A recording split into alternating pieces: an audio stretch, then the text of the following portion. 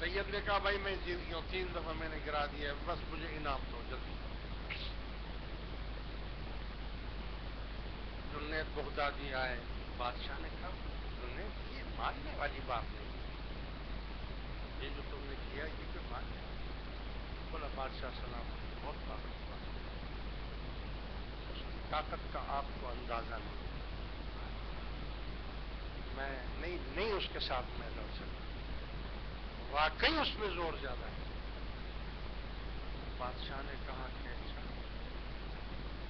اسی وقت اپنا بیلٹ کھولا، بیلٹ اس کو بادشاہ کے حوالے کر دیا، بولا آج کے بعد کشتی ختم، اب میں مزید آپ کی وہ وفاداری نہیں کر سکتا، بس مجھے استعفیٰ دے دیں، اس کو پہلوان کو آپ انعام دے دیں۔ پہلوان کو انعام دے دیا اور یہ شرمندہ ہو گیا، ساری دنیا کے سامنے شرمندہ ہو گیا۔ نکل کر شام کا ٹائم تھا، راتوں رات جنگل کی طرف نکل گیا، غم میں مشکلات میں کہ میں لوگوں کو منہ کیسے دکھاؤں۔ جب رات ہوئی اور جنگل میں بیٹھا ہے تو دیکھا کہ رسول اللہ صلی اللہ علیہ وسلم تشریف لے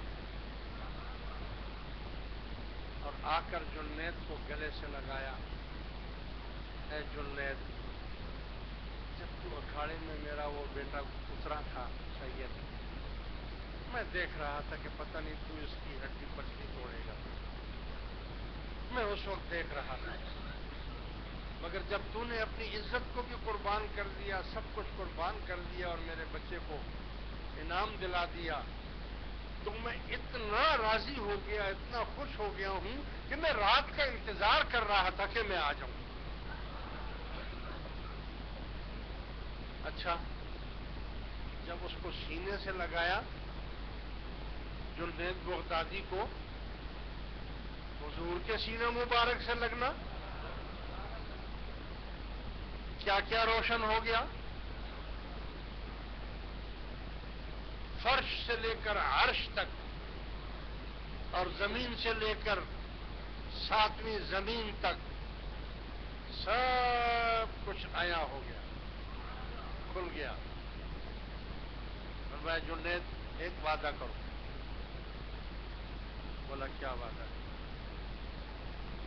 تم کبھی بھی میرے روزے پر نہیں آؤ گے، مدینے نہیں آؤ گے۔ یا رسول اللہ کیسے ہو سکتا ہے، میں کیسے نہیں آؤں گا؟ فرمایا اے جنید، تم جہاں ہوگے میں تم سے ملوں گا، لیکن تم کبھی بھی میرے روزے پر حاضری مت دینا، اگر تم میرے روزے پر آئے تو میں اندر نہیں رہ سکوں گا، میں قبر سے نکل کر باہر آ کر تم سے ملوں گا، میرا پردہ فاش ہو جائے گا۔ میرے دل میں تمہارے لیے اتنی محبت آ گئی ہے، اتنا کچھ ہو گیا ہے کہ اب میں نہیں رہ سکتا۔ لہذا اس کے بعد جنید رستم سے جنید بغدادی بن گیا، بڑے کامل ولیوں میں ان کا شمار ہے۔ بھائی میں صرف آپ کو یہ بتانا چاہتا ہوں،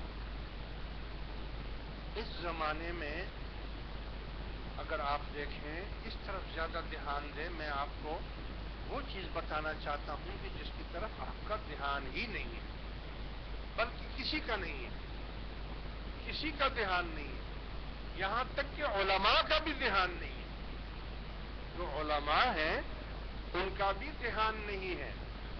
اس وقت ہزاروں لاکھوں کی تعداد میں دنیا میں سید موجود ہیں، سادات موجود ہیں، حضرت امام حسن اور امام حسین کی اولاد موجود ہے، لیکن آپ دیکھیں کہ سید کی طرف کوئی نہیں دیکھتا، سادات کا کوئی احترام نہیں کرتا۔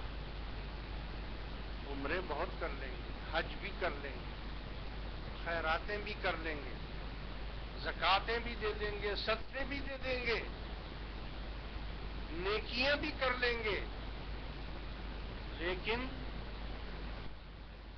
کبھی بھی ہم لوگوں نے یہ کوشش نہیں کی کہ ہم ڈھونڈیں کہ ہم بھی دیکھیں ان سادات میں بھی غریب ہیں اور بہت زیادہ، الا ماشاءاللہ کوئی سید تو بڑے گدی نشین ہیں، سب تو نہیں ہے نا۔ انہی سادات میں کچھ بیوائیں بھی ہیں، کوئی یتیم بھی ہیں، کوئی غریب بھی ہیں، کوئی ان میں کم آمدنی والے لوگ بھی ہیں۔